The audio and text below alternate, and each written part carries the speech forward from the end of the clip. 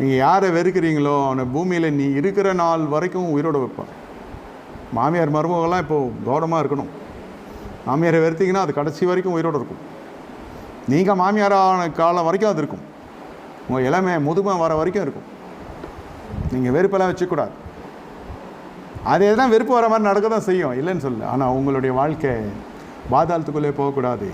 இன பிரச்சனையே சபைக்குள்ளே வரக்கூடாது. மொழி பிரச்சனை சபைக்குள்ளே வரக்கூடாது. பாகுபாடு சபைக்குள்ளே வரக்கூடாது.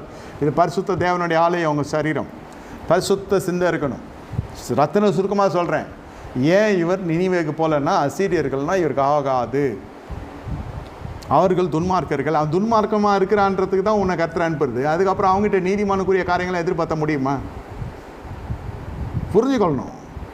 அப்புறம் அவன் பொழைச்சிட்டான், ரட்சிக்கப்பட்டான், இவருக்கு ஆகலை.